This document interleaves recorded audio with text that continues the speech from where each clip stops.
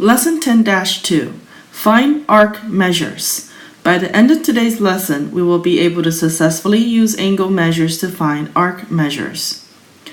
Now, pause the video and take a moment to write down all the definitions. The central angle is an angle whose vertex is the center of the circle. And to be more specific, if we look at the diagram right here, angle ACB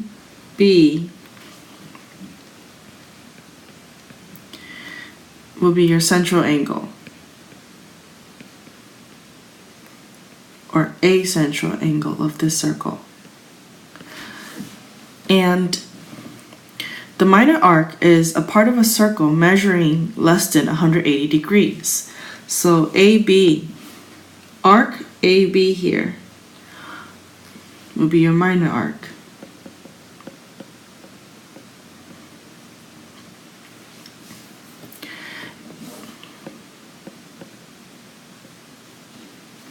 And the major arc is part of a circle measuring between 180 degrees and 360 degrees. So everything else will be the major arc.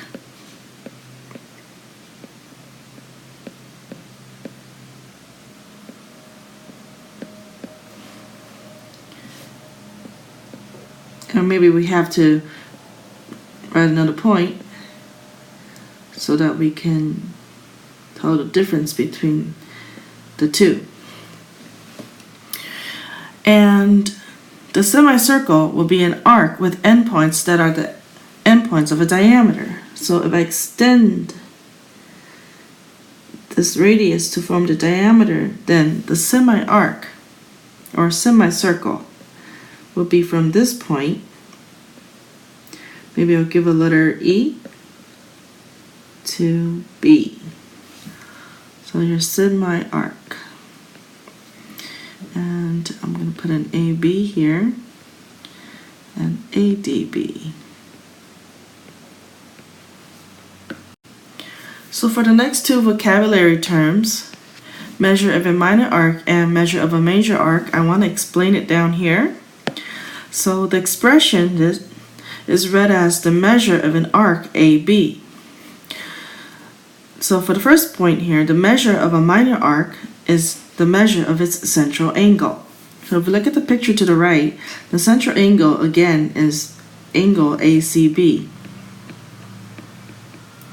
And the minor arc will be represented as little m with a little arc on top of the two letters AB, and we will represent that as 50 degrees, as indicated in the diagram. And the measure of the entire circle is 360 degrees. So the measure of the major arc, which I want to name it as M, the arc symbol on top, and three letters ADB, is 310 degrees. So from point A to point D to point B is 310 degrees.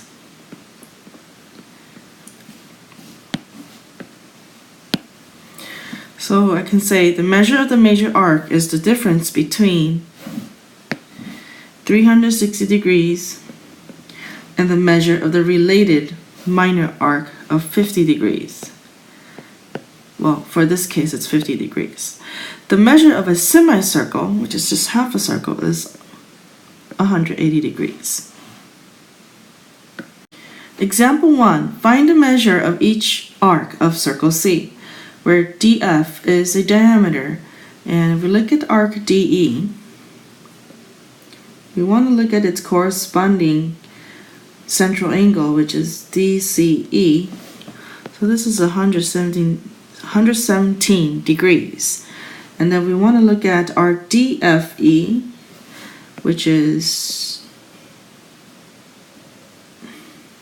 the major arc. We can just go ahead and take 360 degrees and subtract 117,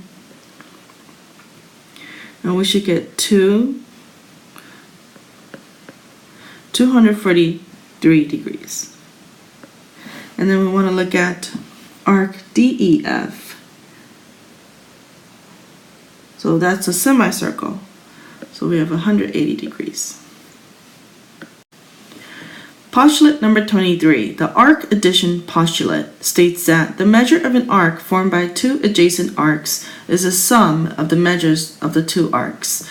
So if I have measure arc ABC, so if this were C here, this would equal to measure arc AB plus measure arc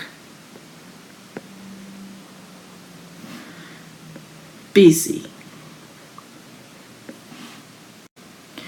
Example 2. You join a new bank and divide your money several ways, as shown in the circle graph at the right. Find the indicated arc measures. So for measure arc BD, I will look at these two central angles, the measures of them. So it would be 55 degrees plus 105 degrees, and that will give me 160 degrees. And then I want to look at measure arc BCD for part B.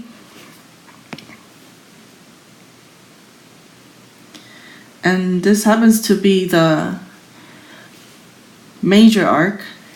So I can just take 360 degrees and subtract 160 to get 200 degrees. Or I could do 140 degrees plus 60 degrees to also get 200 degrees. Example 3. Tell whether the given arcs are congruent. Explain why or why not. So arc BC and arc DE. Since they have the same measures for the central angles, then CS. And they also have the same radius. Same radius and central angle. For part B, arc AB and arc CD. For in this case,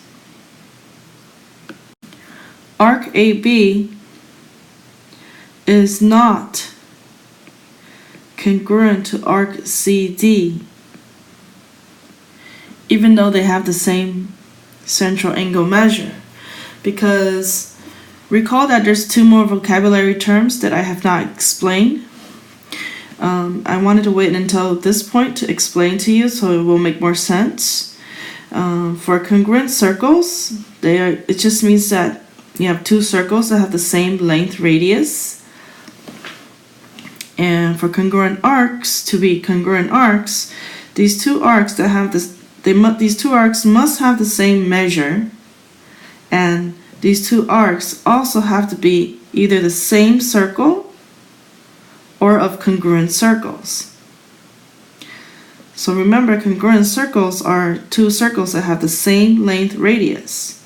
So if the inner circle is obviously smaller than the one on the outside, so these two are not congruent circles, so these two arcs cannot be congruent by definition. And if we look at part C, we have two circles with the same radius. So these are two congruent circles, and we want to know if arc FG and arc HJ are congruent. And they should be congruent because, first of all, they have the same measure, same central angle measure of 90 degrees, and they have the same length for the radius, which means they are two congruent circles. In example 4, Example 2. Find measure arc BCA and measure arc ABC. Now for measure arc BCA, which is the major arc here, we'll have to take 140 degrees. We want to add it to 60 degrees and add it to 105. And this will make 305 degrees. And for arc ABC, we just take 55 degrees and add it to 140 degrees. So this was just a quick exercise again. So that makes 195 degrees. And example 5, in the diagram at the right, is arc PQ congruent to arc SR? Explain why or why not. First of all, we need to check for two things. These two arcs are within the same circle. So here, there's an indication that their central angles are the same. So same central angle. And since these two arcs are within the same circle, then the radius must be the same. So same radius. There's two things you need to check for in order to tell whether these two arcs are congruent. So yes.